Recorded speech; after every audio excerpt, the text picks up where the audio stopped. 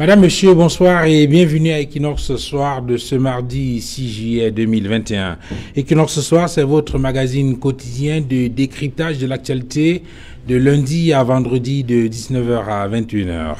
De nombreux compatriotes de la diaspora, pour la plupart militants et sympathisants du MRC, se sont mobilisés place de la République à Paris pour samedi dernier pour dire leur ras-le-bol face à la malgouvernance du régime en place à Yaoundé.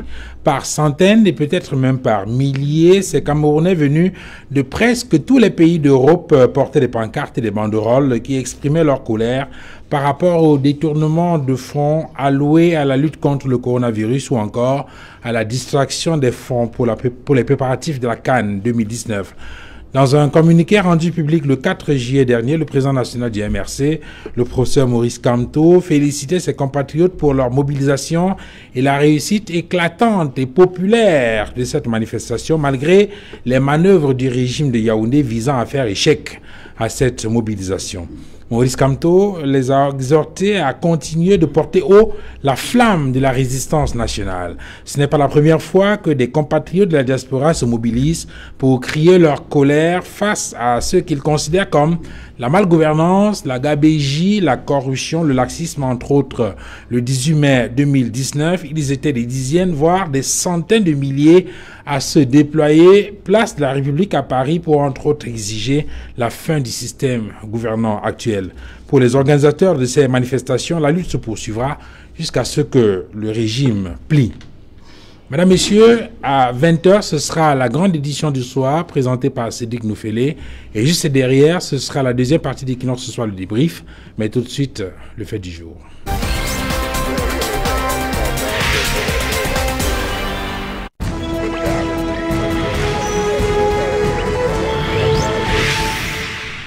Lutte contre la malgouvernance, la gabégie, la corruption, entre autres. La diaspora poursuit la lutte, poursuit la résistance. Jusqu'où? On en parle sur ce plateau ce soir avec nos invités. J'introduis Luc Césaire Bimaï. Bonsoir. Bonsoir, Duval. Merci infiniment d'être venu sur ce plateau. Merci de m'avoir invité également. Alors, je vous convie sur ce plateau comme diasporien. C'est vrai que vous êtes au Cameroun, mais vous vivez aussi en France. Et donc, vous vivez un peu cet environnement des diasporiens camerounais. Merci infiniment d'être venu sur ce plateau. Docteur Luison Issoma, bonsoir. Bonsoir Duval, bonsoir à tous vos nombreux téléspectateurs. Permettez-moi de saluer avec respect et gré, si en ont gré, les autres copanélistes avec lesquels nous allons certainement éclairer la lanterne des nombreux téléspectateurs. Je voudrais, si vous nous permettez, saluer tous les fan-clubs Docteur Luison Issoma disséminés partout. D'ailleurs, hier, déjà aux États-Unis, M. Ngambe Mobali a mis en place le fan-club Docteur Issoma et qui nous soit.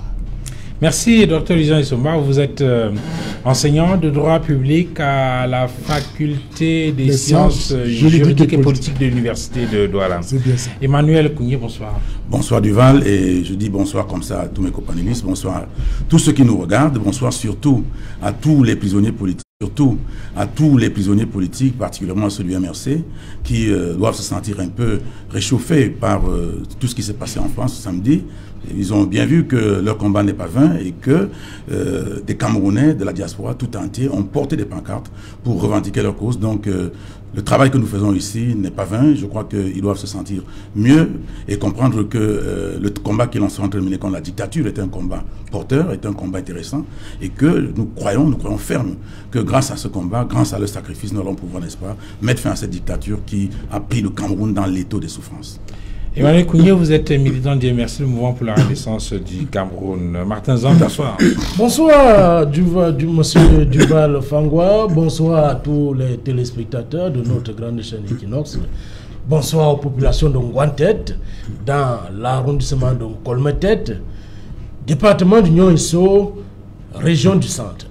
Vous voyez, monsieur Duval, cette cravate, elle appartenait à mon père, monsieur Étienne Lenoir et Balé Bindoumou, commissaire spécial de la République camerounaise. Merci.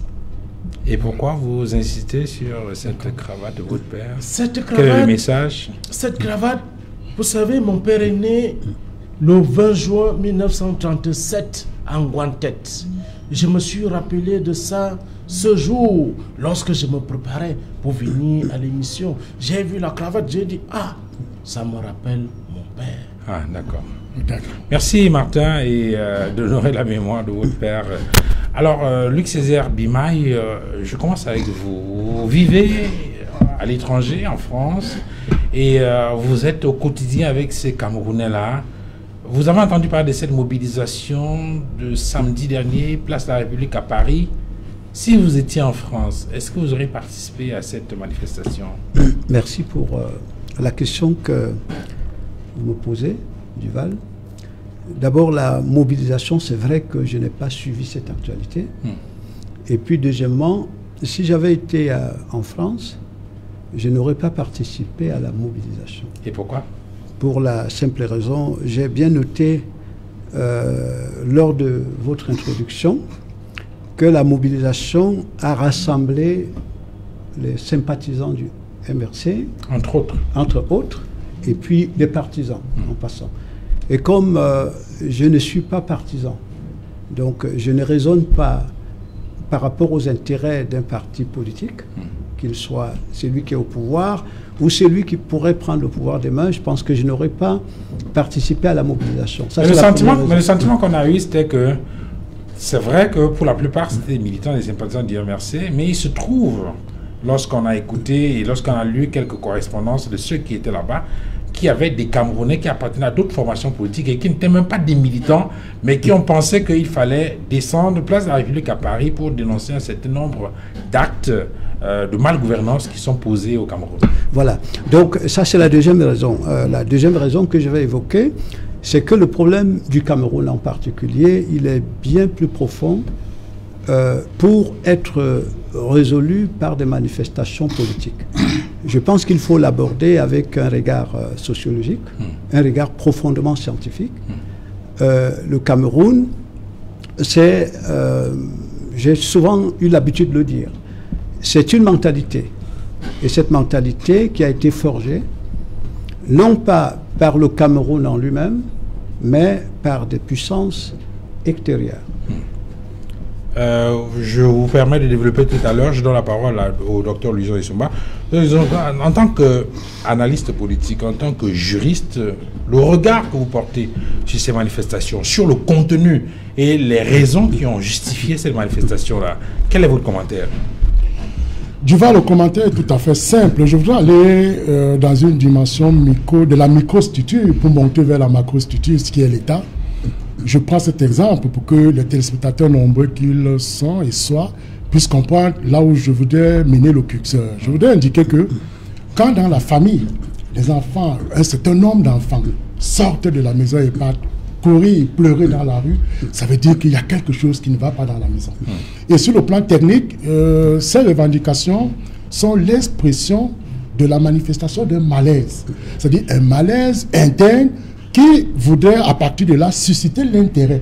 Peut-être, écoutez, quand vous voyez les Camerounais qui organisent cette manifestation hors du pays, dans un pays étranger qui entretient avec le Cameroun des rapports diplomatiques excellents, qui a d'ailleurs des rapports historiques et emblématiques excellents. Donc, il faut parfois comprendre qu'à partir de là, il y a un signal fort qui est lancé. Ça veut tout simplement dire, je reprends l'exemple de la famille tout à l'heure, quand les enfants donc vont dans la rue, ils revendiquent, ils marchent, ça attire l'attention des voisins, tout le monde va s'intéresser, mais pourquoi ces enfants sont dans la rue? Pourtant, ils auraient pu revendiquer à l'intérieur de la maison. Ça veut donc dire qu'à l'intérieur de la maison, il y a quelque chose qui ne va pas. Alors, je reviens donc sur les revendications qui ont été portées et qui fondent d'ailleurs cette marche. Vous savez que 3 griefs ont été portés. Première des choses, la marche du 22, tous ceux qui ont été incarcérés à la marche du 22 septembre, c'est-à-dire du parti MRC, les uns et les autres estiment que pour une marche pacifique, il n'aurait pas eu besoin de les embastiller jusqu'à ce jour, parce que le message, soit-il dit, était déjà passé. Maintenant, deuxième argument qui a été évoqué, c'est le scandale du Covid, c'est-à-dire qui rejoint l'idée de la malgouvernance. Et enfin, la crise au nozo qui dure depuis 5 ans aujourd'hui. Alors, quand nous prenons ces 3 éléments, on se rend effectivement compte qu'il y a une crise qui mine le Cameroun depuis 5 ans aujourd'hui, qui n'arrive même pas à être, dont le point n'arrive même pas à être inscrit à l'ordre du jour de nos assemblées politiques. Même si on peut relever que le gouvernement camerounais essaye de faire de tout ce qui est de son possible pour mettre en place un certain nombre de structures, un certain nombre de commissions pour endiguer le phénomène, mais on se rend compte que l'option militaire ou militaro-militaire qui est avancée n'arrive jusqu'ici pas à résoudre la crise. Donc, les événements ont été fondés sur cet argument. Deuxième argument, la malgouvernance. On se rend compte que voilà un scandale sur le Covid. Il y a eu un rapport qui devait être porté à la connaissance des parlementaires, ça a été renvoyé. On se rend compte qu'à partir de là, semble-t-il avoir un dilatoire. Parce que vous savez, le temps sait jouer son rôle d'apaisement. Si rien ne fait d'ici tôt, on va se rendre compte que en fait, ça peut passer comme un coup d'épée dans l'eau. Maintenant, les arrestations du 22 septembre des Camerounais qui ont marché ici au pays, moi je voudrais dire que certes, la marche était interdite, formellement interdite, et que sous la bannière d'une marche pacifique, les uns et les autres ont été arrêtés. Je pense que M. Duval, dans l'optique normale qu'il faut, les concernés, à mon sens, ont déjà purgé la peine qu'il faut, même si aujourd'hui le procès reste en cours devant les tribunaux militaires. Je pense que le président de la République a aussi un devoir de protéger ses enfants. Donc, je suggérerais, toujours comme j'aime à le dire avec une main tremblante, que le président libère tous ces enfants qui ont marché le 22 septembre. Emmanuel Kounié, vous êtes militant du MRC. Dans le sillage de cette manifestation du 3 juillet à Paris, il y a eu des communiqués qui ont circulé et donnant le sentiment que le MRC n'était pas du tout associé à cette manifestation. De quoi s'agit-il exactement? Parce qu'il faut rappeler qu'à la veille, du 3, il y a eu un communiqué, je crois, signé par le président national du MRC qui se désolidarisait des marches qui étaient organisées devant les ambassades, l'ambassade des États-Unis à Yaoundé et dans les autres ambassades dans le monde. Pourtant, il y avait le 3 juillet une manifestation qui était prévue à Paris. Comment comprendre cet ambiguïté? Très facile à comprendre, très facile à comprendre. Étant entendu que la marche de Paris ne s'est pas déroulée devant une ambassade, mais des informations fiables à la disposition du président national laissaient entendre que des gens se préparaient à aller organiser des marches devant l'ambassade des États-Unis à Yaoundé pour faire croire que ça a une relation, n'est-ce pas, avec la marche qui devait avoir lieu à Paris. Donc le MRC a tenu, à travers son président national, à faire connaître à la communauté nationale et internationale que le MRC n'était ni de loin, ni de près, mêlé par une affaire de cette nature. Nous savons bien comment les choses se passent chez nous, c'est-à-dire que vous êtes en train d'organiser quelque chose, et puis des personnes vont essayer de poser des actes de nature à porter un préjudice ou une salissure à ce que vous êtes en train de faire. Donc, dans ce communiqué du président national ciblait ces manifestations qui étaient prévues devant les ambassades. Ouais. Maintenant, le MRC, ce n'est pas le MRC qui a organisé la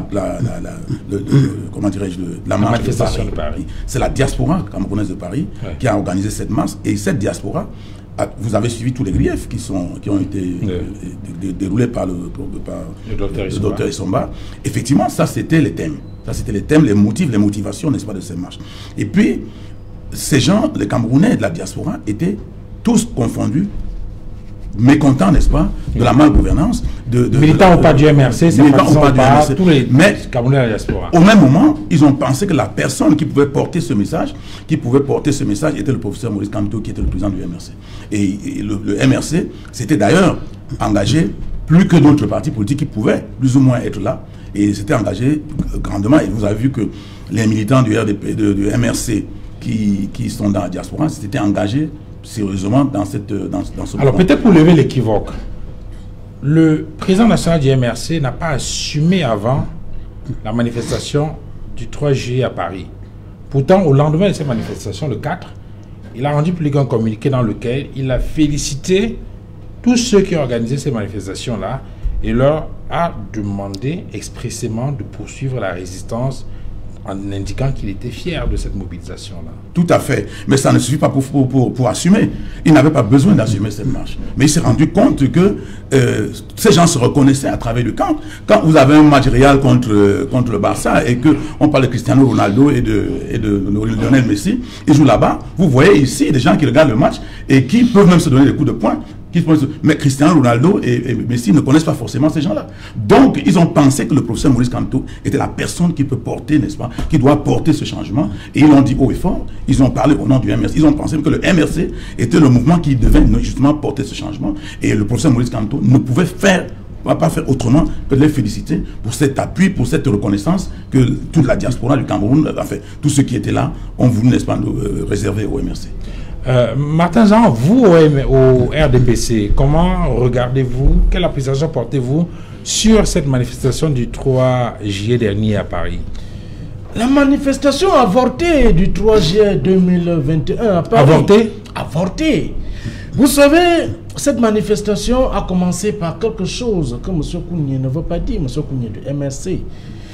Il y a eu le refus du visa à Maurice Kamto par l'ambassadeur français au Cameroun. Il faut le dire au Cameroun. Que l'ambassadeur a refusé de donner le visa à Maurice Kamto pour qu'il se rende en France. 1. De 2. Maurice Kamto, le 1er juillet 2021, est allé à l'université de Yaoundé 2, soit présider, n'est-ce pas, la cérémonie de soutenance d'un doctorat PhD en qualité de président du jury. Maurice Kamto, à cet instant, a fait allégeance aux institutions de la République qu'il a bafoué autrefois et a fait allégeance au chef de l'État, son Excellence Paul Biya. Comment? Il était là. Comment? Je vais vous dire, derrière monsieur Maurice Kamto, pendant qu'il était président du jury, se trouvait la photo du chef de l'État. Vous le savez, M. Kouni. C'est ce Maurice Kamto qui a dit que le chef de l'État, son Excellence Paul Biya, n'a pas été élu, qu'il ne le reconnaissait pas, qu'il va saccager, n'est-ce pas, les ambassades. Il a dracularisé, avec ses militants, dracularisé les ambassades. Ils ont, n'est-ce pas, asphyxié nos relations. Ils n'ont même pas pu parce qu'ils ne pouvaient même pas. On risque de s'éloigner du sujet. Voilà. La question, c'était en rapport avec les manifestations du 3 juillet. Les manifestations du 3 juillet. Avant cette manifestation, il y a d'abord eu les premières manifestations. Là où les activistes sont nés, c'était quand M. Emmanuel Lebou avait été arrêté. Parce que les anciens boursiers, il y a 20 ans, continuaient toujours à émerger dans le fichier solde de l'État. Alors, M. Emmanuel Lebou, qui avait déjà un réseau qui constituait une pierre angulaire de fourniture des capitaux à cette diaspora, si on peut appeler diaspora entre guillemets, il y a donc une fuite de capitaux du Cameroun vers, n'est-ce pas, des pays étrangers, à savoir l'Occident. M. Emmanuel Lebou arrêté et immédiatement, les activistes qui souffraient déjà ne marchaient plus dans le fichier solde de l'État, se sont, n'est-ce pas, accaparés du MRC, font de ça un fonds de commerce, comme quoi ils défendent une certaine idéologie. Martin Jean, pour revenir donc à la marche du 3... Pour qu'on se comprenne bien, est-ce qu'au cours de la manifestation du 3 juillet, oui, il y a eu des messages en rapport ou il y a un lien avec Emmanuel Lebou? Non, mais nous Parce que je veux comprendre pourquoi vous évoquez ça. Puisque c'est Emmanuel Lebou qui est actuellement à Konangi, à la prison centrale de Konangi. Il a été accusé, n'est-ce pas, d'avoir payé les anciens boursiers. 10 ans, 15 ans en Occident, il est toujours dans le fichier solde de l'État. J'avoue que je ne comprends pas le lien. Voilà. Non, ces gens, dès lors qu'on a coupé, ils se sont mis dans l'opposition pour combattre le chef de l'État. Ah d'accord, donc vous voulez dire que ceux qui ont organisé la manifestation à Paris le 3 juillet dernier... Avant le 3 juillet, oui, je vais de manière chronologique. Ils ont, n'est-ce pas, ils sont entrés dans le MRC, devenus des activistes, demander le chassement de Paul Biya parce que celui-ci avait déjà coupé, n'est-ce pas, la source des capitaux. Oui, mais on dit que ceux qui ont organisé la manifestation du 3 juillet n'étaient pas tous du MRC. Voilà donc il y a quand même la diaspora qui n'a pas... C'est ce qu'on dit. Or, voilà donc une coïncidence. À peine, Madame Nalova Longa, des enseignements secondaires, publie la liste de 600 enseignants qui émergent dans le fichier solde de l'État, sans toutefois travailler au Cameroun. Et il se peut Et il se peut que ces 600 enseignants ne sont pas au Cameroun, sont en Europe. Ils sont tapis dans des réseaux obscurs en Europe. Ils ne verront plus cet argent. Alors qu'est-ce qu'ils font? Ils commencent à faire des manifestations, dire que on dirige mal au Cameroun. Ah, il y a ok. le problème. Non, je comprends mieux maintenant. Donc, en fait, vous faites le lien entre tout ce qu'il y a eu comme mouvement juste de manière chronologique et la publication de la liste des 600 enseignants est, n'est-ce pas, le mouvement qui est lancé. Alors, permettez que je donne la parole aux autres. Et dans ce mouvement, on retrouve les activistes du MSC, les activistes ambazoniens. Nous avons fait ce reproche à M. Maurice Kamto que vous combinez avec, n'est-ce pas, les ambazoniens. Alors, permettez que je donne la parole. Luc César Bima, est-ce que vous voyez le lien que Martin Zan a établi entre l'actualité politique au Cameroun, l'actualité sociopolitique au Cameroun et la manifestation du 3 juillet à Paris? Vous voyez le lien? J'avoue que j'ai du mal à suivre les analyses de M. Zan. D'abord que je rencontre sur ce plateau pour la toute première fois, parce que il me semble qu'il prend position en faveur d'un parti politique contre un autre. Et lorsqu'on analyse très bien la situation du Cameroun, justement, c'est parce que le débat est devenu plus partisan que objectif. Alors qu'en réalité, que les uns et les autres appartiennent à des partis politiques, on l'accepte. Mais on devrait réfléchir par rapport à l'intérêt national, l'intérêt supérieur du Cameroun. Est-ce que vous avez le sentiment, justement, que ceux qui sont mobilisés à Paris sont dans l'optique de l'amélioration des conditions de vie, non, sont dans l'optique d'un changement pour l'intérêt national? D'abord, je rappelle que lorsqu'on quitte son pays pour aller à l'étranger, la plupart des temps, je ne généralise pas, hein, parce que je suis à l'étranger, la plupart des temps, c'est pour des raisons individuelles. Avant que cela prenne une dimension nationale. La plupart des gens partent pour améliorer leurs conditions de vie, leur pouvoir d'achat en quelque sorte. Et je pense objectivement que pour quiconque a une vision claire, pour pouvoir changer un pays, ce n'est pas par la casse, ce n'est pas par des manifestations dans la rue. Il importe de comprendre ce qui ne fonctionne pas dans un pays. Parce qu'un pays, c'est une mentalité collective. Donc en réalité, lorsqu'un pays ne fonctionne pas, ce n'est pas une individualité, ce n'est pas une personne qui est interrogée. Même si une personne peut porter une responsabilité conséquente, mais il faut interroger toute la chaîne que représente le pays. Est-ce que, quelque part... Mais cette chaîne-là est portée par une machine qui est un parti politique à la tête duquel se trouve un leader. Justement, lorsque la chaîne réfléchit comme un parti politique, un chef de clan, bien entendu, on peut écouter le discours de M. Zan, et puis le discours de la plupart des gens qui s'expriment au niveau de Cameroun. On passe vraiment tout à côté de la question essentielle. La question essentielle, si vous remarquez très bien, c'est que les problèmes qui se trouvent au Cameroun, on les rencontre presque dans la plupart des pays africains. Presque dans la plupart des pays africains. Bon, alors, nous avons donc à interroger... Non, prenons deux exemples voilà, qui apparaissent clairement dans les manifestations de ces compatriotes de la diaspora. Le Covid-Gate, avec la question des 180 milliards de francs CFA qui, de leur point de vue, ont été détournés dans le cadre de la lutte contre le coronavirus. Il y a la question des préparatifs de la CAN, avec 3 milliards de francs CFA.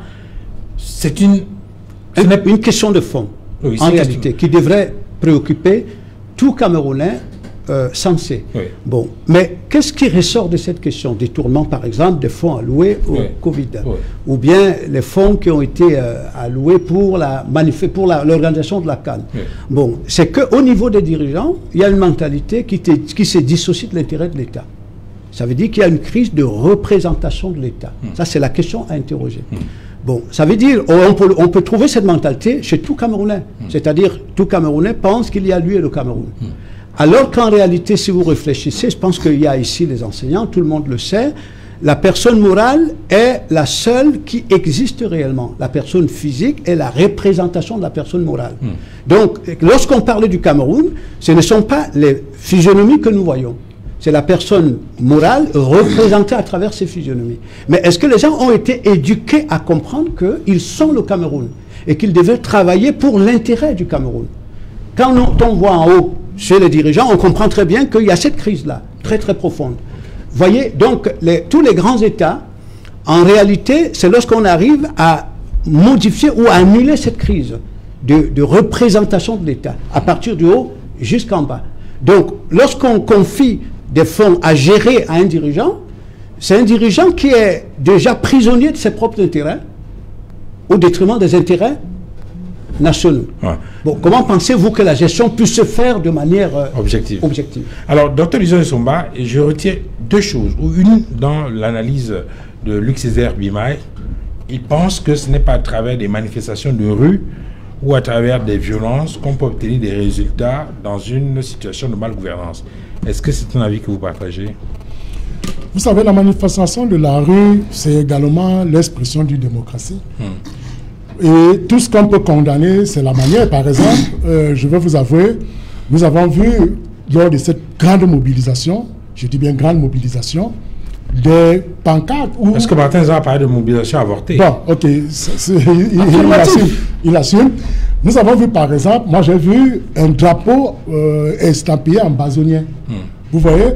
Or, à ce niveau-là, on se demande bien si on a une diaspora responsable, parce que, il faut le dire, nous sommes dans une logique d'un État unitaire décentralisé. Ouais. Alors, l'option ambazonienne qui vise à partiser ou à compartimenter ou à diviser le pays ne peut pas être une option favorable. Là, de ce point de vue, un message comme cela peut brouiller le message principal, voilà, bien qui vise à travailler dans le sens de la à ce niveau-là, on le condamne avec toute la dernière énergie possible. Mais maintenant, je dis que si dans un pays qui se dit démocratique, ou du moins digne de ce nom, les manifestations, les marches publiques sont l'expression de la démocratie. C'est-à-dire que, écoutez, à partir de cette marche, par exemple, d'une forte mobilisation en France, ça peut permettre à l'État du Cameroun de créer un ministère chargé de la diaspora. Un peu comme on a vu au Sénégal, il y a tout un ministère chargé de la diaspora pour dire que, écoutez, ça ne vaut plus la peine de marcher dans la rue. Venez au Cameroun, vous avez tout un ministère où vous pouvez poser en clair vos revendications. Mais on a fait des promesses à cette diaspora-là au cours du grand dialogue national. Non, au-delà même du dialogue national, Monsieur Duval, on se rappelle que, je crois, le président étant à Paris, il avait reçu la diaspora. Si vous voyez aujourd'hui l'inscription du vote de la diaspora, c'est justement partie de toutes ces influences-là, parce que les Camerounais, hors de leur pays, ne comprenaient pas pourquoi ils ne prenaient pas part au vote. Et vous avez vu qu'à partir de cette pression, il y a eu l'inscription du droit de vote de la diaspora dans notre code électoral. Donc, c'est pour dire quoi? C'est pour dire qu'il ne faudrait pas minorer l'action de ces marches, qui, à mon sens, sont des messages forts que l'on voudrait passer à l'État du Cameroun. Parce qu'il ne faudrait pas toujours voir ça sous l'angle d'une manifestation qui viendrait à minorer ou à, comment dire, ou à critiquer. Oui, mais au-delà mais ça vous parle de la mobilisation. La diaspora est très souvent reconnue pour son pouvoir économique et financier, je veux dire, son impact, l'impact de son pouvoir économique et financier sur le développement du pays à travers des soutiens et tout ce qu'on peut imaginer. Est-ce qu'au-delà de cet impact économique, vous pensez que cette diaspora est en mesure d'agir sur le plan politique de manière à obtenir un certain nombre de résultats? Oui, mais bien entendu. Et comment? Nous n'avons pas évoqué les cas. Écoutez, la pression de la diaspora a une connotation très forte, même dans la gouvernance d'un État, et même sur le plan diplomatique. Parce que, écoutez, M. Duval, quand vous voyez les Camerounais, d'ailleurs, ils ont annoncé notre hommage pour ces camps. Écoutez, lorsque cela devient répétitif, ça fait de sorte que la société, la communauté internationale, à un moment donné, peut regarder l'affaire désormais avec un œil vigilant. Ça peut susciter l'intérêt des pays. On a vu aujourd'hui, il n'y a pas 2 mois, les États-Unis qui se sont positionnés en termes d'un certain nombre de menaces, en termes de retrait, par exemple, de passeports ou d'interdiction d'accès dans le pays. Donc, c'est à ces choses que l'on peut aboutir. Donc, je dis une chose, ne minérons pas, ne négligeons pas les telles sorties. Cela pourrait être, à mon sens, un moyen pour l'État de trouver des voies et solutions pour essayer d'encadrer ces marches et prendre en compte un certain nombre de revendications qui sont d'ailleurs légitimes. Je l'ai évoqué ici. Aucune revendication n'est légitime dès lors qu'il y a une indignation sélective. Vous dites que ces gens ont marché parce qu'on gère mal le pays, on a mal géré, n'est-ce pas, le Covid, l'argent du Covid. Or, en réalité, nous avons aussi l'argent de suivi-vol organisé par Maurice Kamto, qui est le président du MSC. Pourquoi ces militants, ces activistes, cette faune politique milite contre le pouvoir en place, le pouvoir de Yaoundé, alors qu'en même temps, nous avons le problème de survival, où M. Maurice Kamto a spolié les Camerounais, où M. Maurice Kamto a mis, n'est-ce pas, les économies des Camerounais à terre, comme on dit au quartier. Pourquoi, n'est-ce pas, nous allons prendre des vrais débats, les mettre de côté, prendre des débats, qu'on nous retrouve dans des baignetariats sur la place publique. Une question, puisque vous évoquez ce sujet, je pose une question, vous répondez, c'est une question fermée. Est-ce que pour vous, l'affaire Suivivol que vous évoquez a la même ampleur que l'affaire des 180 milliards de francs CFA? L'affaire Suivivol est une question fermée. Une affaire illégale. C'est une question fermée. La seule affaire... Est-ce que ça a la même importance, la même ampleur que l'affaire des 180 milliards de francs CFA? Quels les 180 milliards? Mais les 180 milliards sont gérés par l'État du Camerounais. Je note que vous ne voulez pas répondre à la question. Je reviens à vous. Je n'avais pas fini. Je citais justement pour indiquer que c'est donc face à de telles choses qu'on voit. Écoutez, aucun Camerounais, qu'il soit ici ou à l'étranger, ne souhaite que le pays s'enlise. Nous sommes là dans des critiques constructives pour permettre, quand je fais par exemple la proposition allant de ce qu'on peut mettre en place un ministère chargé de la diaspora. Ce n'est pas... Nous avons déjà le ministère des Relations extérieures. Écoutez, ça ne joue pas le même rôle, monsieur. Nous avons une direction de la diaspora. Nous avons une direction, ça joue le même rôle. Il y a la direction qui s'occupe de la diaspora. Monsieur docteur Lison Essomba, il faut dire la vérité aux Camerounais. Vous êtes un enseignant de droit public. Vous êtes un administrateur en puissance. Moi-même, je suis diplômé de droit public. Nous apprenons ça à l'école. Il faut dire, n'est-ce pas, à la population que au ministère des Relations extérieures se trouve une direction qui, n'est-ce pas, s'occupe de la diaspora. Okay. Nous n'allons, n'est-ce pas, faire une indication sélective. Okay. Moi, je ne voulais pas couper.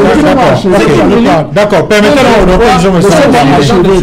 qu'il termine. D'accord. Finissez avec élégance. Je vous écoute.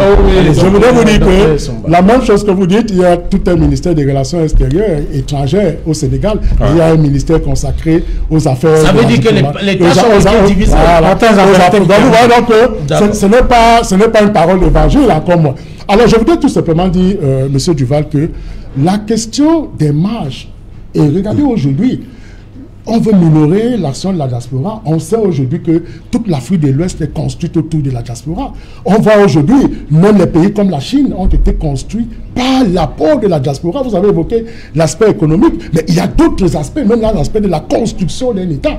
Donc, c'est pour dire tout simplement, M. Duval, que ce que je condamne dans une marge, c'est qu'elle soit une marche de division d'un État ou de partition d'un État. Là, je ne suis pas d'accord. Parce que nous tenons sur le principe de l'unité territoriale de notre pays. Absolument. Alors maintenant, les autres revendications... L'unité de l'intégrité territoriale. Alors maintenant, toutes les revendications autres qui sont posées sur la table, je pense que ce sont des revendications légitimes qui méritent donc un regard vif de notre gouvernement. Bien. Effectivement, il n'y a pas de petit vol. C'est pourquoi on doit aussi évoquer suivi-vol de Maurice Kamto. Parce qu'il n'y a pas de petit vol. Emmanuel Kounié, le sentiment qu'on peut avoir en écoutant le président national du MRC et tous les autres militants du MRC en rapport avec la question de cette mobilisation du 3 juillet à Paris, c'est que le MRC, dans une situation où il est incapable, au regard de l'environnement sociopolitique actuel, de mobiliser des gens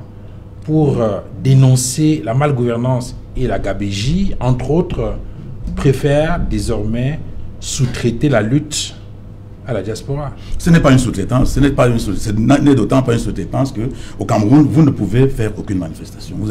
Nous sommes unanimes que vous ne pouvez faire aucune manifestation au Cameroun pour décrier. Alors, je voudrais évacuer quelque chose, un bon nombre de choses que j'ai entendues ici. On a parlé de saccage des ambassades. Je voudrais dire clairement que le MRC ne sait jamais. On n'est pas venu vous voir ici. Allez-y, je disais donc que le MRC ne s'est jamais mêlé au saccage des ambassades. Ça n'a jamais été le cas. Ça n'a jamais été. Ah bon? En tout cas, jusqu'ici, ça n'a pas été prouvé. Je voudrais vous dire que M. Maurice Kamto a présidé une cérémonie de d'une thèse de doctorat, et que ce n'est pas une façon de faire allégeance. Il a fait allégeance, la note est signée du doyen. Permettez qu'il l'explique, non? Ça ne va pas. Ça ne va pas. Martin, si vous ne l'écoutez pas, d'accord. Ce monsieur est venu troubler. Vous ne pouvez pas défendre votre... Alors, je voudrais dire que Maurice Kamto n'a jamais dit que M. Biya n'est pas président de la République Cameroun. Nous disons qu'il n'a pas gagné les élections. Quand vous faites même un coup d'État et vous installez, vous avez la réalité de pouvoir entre les mains de M. Biya. Être président de la République et gagner des élections, c'est deux choses différentes. Nous disons qu'il n'a pas gagné les élections, mais nous ne disons pas qu'il n'a pas le pouvoir. Parce qu'il a la réalité. Quand il signe un papier pour dire qu'aujourd'hui est férié, tout le monde reste à la maison. Nous ne sommes pas si peu intelligents que nous pouvons croire que M. Biya n'est pas au pouvoir. Donc, si le président Maurice Kamto préside cette soutenance de thèse, c'est tout à fait normal. Le président de la République s'appelle Paul Biya. Mais comment est-il arrivé au pouvoir? C'est là que le problème, c'est là où il y a le problème. Donc nous reconnaissons que c'est le président après un coup d'État électoral. C'est simple et clair, c'est clair et net. Voilà notre position. Maintenant, je voudrais également dire à M. Bimaï que vous ne pouvez pas dire que on ne peut pas changer, on peut changer rien du tout avec les marches et tout ce que vous dites là. Mais alors, si vous pensez que les marches, c'est rien du tout, il faut nous montrer le forum où on va justement se mettre pour parler de ces choses-là. Puisqu'à l'Assemblée nationale, c'est interdit d'en parler. Dans la rue, c'est interdit d'en parler. Alors, on parle de ça où? Voilà des gens qui ont pris un pays en otage. Le pays est pris dans l'étau de la dictature. Il faudrait bien que les gens, quand ils n'en peuvent pas, qui trouvent un moyen, même de périphérie, pour pouvoir exprimer leurs pensées. Et c'est le cas. Alors, je voudrais donc dire qu'on ne peut pas nous dire. On ne peut pas dire que les hommes qui sont là, ce n'est pas eux qui sont les responsables. Non. Le chef est garant de la morale publique. C'est le chef qui est garant de tout. Il ne peut pas dire qu'il n'est pas sûr. C'est lui qui imprime la morale publique. C'est lui qui imprime la politique. C'est lui qui donne la direction. Les Camerounais qui ne sont pas sérieux aujourd'hui, c'est les mêmes Camerounais qui étaient sérieux hier. Ils ne sont pas sérieux aujourd'hui. C'est les mêmes Camerounais qui seront sérieux demain quand ils auront un pouvoir responsable. Donc il faut maintenant, pour revenir à la question, oui. Est-ce que cette diaspora, de votre point de vue, jusqu'où peut-elle aller dans la lutte contre la malgouvernance, la gabégie, qui est votre credo quotidien? Oui, elle va continuer à décrier. Vous avez vu les gens de la diaspora aller même devant le Fonds monétaire international dire nous ne voulons pas que vous leur donnez de l'argent. Ils essayent de renier partout pour pouvoir amener ce pouvoir à comprendre qu'il est sur la mauvaise direction. Et que ce pouvoir-là fasse des efforts pour comprendre que pendant 40 ans, ils n'ont rien fait pour le Cameroun. Ils ont perdu du temps aux Camerounais. Nous avons des pays qui étaient en situation égale à nous. Je prends un cas, je ne peux pas prendre le Sénégal parce qu'ils sont moins peuplés. Le Nigeria, vous avez dit qu'ils sont plus peuplés. La Côte d'Ivoire est aussi autant peuplée que le Cameroun. En 1975, même le cacao, nous avions la même production. Aujourd'hui, la Côte d'Ivoire produit 2 300 000 tonnes, le Cameroun produit 230 000 tonnes, 10 fois moins. Ça, c'est ce que... Aujourd'hui, monsieur, je sais de quoi je parle. Monsieur Pougnier, soufflez de votre vous avez toujours cette habitude de Aujourd'hui, je dis que le budget de la Côte d'Ivoire, c'est 8 600 milliards. Le budget du Cameroun, c'est 4 800 milliards. Aujourd'hui, je dis que le PIB du Cameroun, c'est 24 000 milliards. Le PIB de la Côte d'Ivoire, c'est 33 000 milliards. Presque 10 000. Donc c'est pour vous dire qu'il y a des gens qui ont travaillé quelque part. Vous parlez de la Côte d'Ivoire qui sort de 10 ans de guerre. Oui, mais nous aussi on a fait comment? On en a déjà fait 5. Et l'économie ivoirienne, après l'indépendance, nous avons fait 10 ans. Pas la et vous avez dit qu'il y a eu 10 000 morts là-bas. Il faut dire au Cameroun. Martin, permettez qu'il termine, non? C'est la parole. Ce monsieur doit aller au marché central, je ne sais pas ce qu'il fait ici. Finissez. Il doit me laisser parler. Donc, je voudrais vous dire donc que ces gars, pendant 40 ans, nous ont perdu du temps. C'est ça le problème. Alors qu'ils sont crédibles sur la scène internationale. Ils ne sont pas crédibles. Le rebond. Non, vous n'en savez rien. Si vous voulez qu'on parle de rebond, je peux vous expliquer ce qui s'est passé. C'est une honte. C'est une honte que de faire ce qui a été fait. Parce que ça, c'est même l'escroquerie bancaire. Si vous voulez, je vais vous expliquer. Bon, ça c'est pas l'objet du débat. Il ne doit pas parler des choses qu'il ignore. Parce que c'est monsieur ignoré. Donc, les chiffres que je donne sont des chiffres qu'on n'a aucun chiffre. Le taux de croissance de la Côte d'Ivoire, c'est 6,2%. Vous avez le même chiffre. Martin, on va vous couper le micro finalement. Donc cher monsieur, la diaspora a un rôle important à jouer. Tous les pays qui sont développés, même en Asie, se sont développés grâce à la diaspora. Parce que la diaspora joue un rôle de transfert de technologie. La technologie ne se transfère pas d'un pays à un autre. Ça se transfère à travers la diaspora parce qu'on appelle l'intelligence économique. C'est-à-dire que vous avez dans vos ministères, dans vos ambassades étrangères, vous avez des conseillers économiques qui sont capables de recenser tous vos compatriotes qui sont là. Ils savent partout, ils sont en train d'étudier, partout ils sont en train de travailler. Et quand à un moment donné, on se rend compte qu'ils peuvent avoir un plus, on les organise, on les ramène au pays pour pouvoir, n'est-ce pas, apporter la technologie. Parce qu'ils ont travaillé dans des entreprises, ils ont travaillé dans construction automobile, sidérurgie, etc. Ils peuvent rentrer chez vous. Donc l'Asie s'est développée grâce à sa diaspora, parce que la diaspora possède la technologie. Oui, tant que vous êtes n'êtes pas en harmonie avec votre diaspora, vous ne pouvez pas envisager une politique développementaliste. Très bien. Luc Césaire Bimaye, je voudrais rappeler le contexte dans lequel ce débat intervient. Nous sommes dans un pays où, sur le plan politique, il y a une répression contre des militants du MRC qui s'offusquent contre un certain nombre de faits. Premièrement, il y a eu la CAN, les préparatifs de la CAN 2019, où on a perdu beaucoup d'argent. Il y a eu les 180 milliards de francs CFA en rapport avec la lutte contre le coronavirus. On n'est toujours pas fixé sur qui exactement a fait quoi, qui a détourné quoi. Il y a également d'autres crises, comme la crise sécuritaire dans la région du nord-ouest et du sud-ouest. Ce sont des questions qui préoccupent le MRC tous les jours. Et le MRC a le sentiment justement que au pouvoir, on ne fait pratiquement rien pour répondre à cette préoccupation. Et face aux manifestations organisées justement par cette formation politique pour dénoncer cette gabegie, cette malgouvernance-là, et à la répression, on parlait tout à l'heure des personnes qui ont été interpellées dans le cas des marches du 22 septembre et qui sont encore... Alors, face donc à cette situation-là, vous avez des Camerounais de la diaspora qui se mobilisent pour faire entendre ce son de cloche-là. Et vous estimez que ce n'est pas cette mobilisation-là, ou bien ce n'est pas cet acte, ou bien cette façon de faire qui peut permettre de faire entendre raison. Pour vous, quels sont donc finalement les meilleurs leviers dont disposent non seulement ces partis politiques de l'opposition, mais cette diaspora-là, pour faire entendre raison et obtenir des résultats nettement meilleurs? Merci encore pour cette question. Je vais vous donner 3 éléments, si vous me permettez. D'abord, ce ne sont pas tous les Camerounais de la diaspora qui se mobilisent. C'est très important de mettre un accent sur cela. Puisque moi, je suis un des membres de la diaspora, et je ne me suis jamais retrouvé dans la rue. Ça, c'est la première chose. Deuxième chose, je vous donne un exemple concret, relevant du vécu quotidien. Il y a quelques jours, quand j'arrive au Cameroun, j'avais fait expédier un véhicule. Et avant que le véhicule n'arrive, j'ai demandé un devis. On m'a donné un devis qui s'élevait à environ 3 500 000 de dédouanement. Et j'ai sorti cet argent, j'ai donné à un déclarant de douane. Et vous savez tous comment le circuit de la douane fonctionne. Et cet argent a été utilisé. Cet argent qui devait aller dans les caisses de l'État, il a été utilisé pour... il est allé dans les poches des individus. À des fins personnelles. Dans les poches des individus. Pour que vous compreniez combien le mal du Cameroun est très profond. Voilà. Alors, vous savez, à la douane, ce n'est pas le président de la République qui y est. Bien sûr. Il est représentatif, bien sûr, d'une mentalité nationale. D'une mentalité qui est collective. Mais ce n'est pas lui qui est derrière les inspecteurs de douane, et ainsi de suite, pour amener ces gens, au lieu de travailler pour la puissance de l'État, ils travaillent pour eux. Donc, c'est pour dire en fait que le problème du Cameroun, il faut une réforme profonde de la mentalité du pays. Donc, ce ne sont pas des manifestations qui pourront accomplir ce travail. C'est un travail, je pense, hautement scientifique.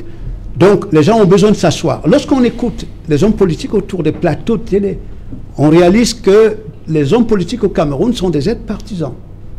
Et je vous avoue que même si le MRC prend le pouvoir demain, il utiliserait la puissance de l'État pour servir ses intérêts, comme le parti, par exemple. Pas le dire, monsieur.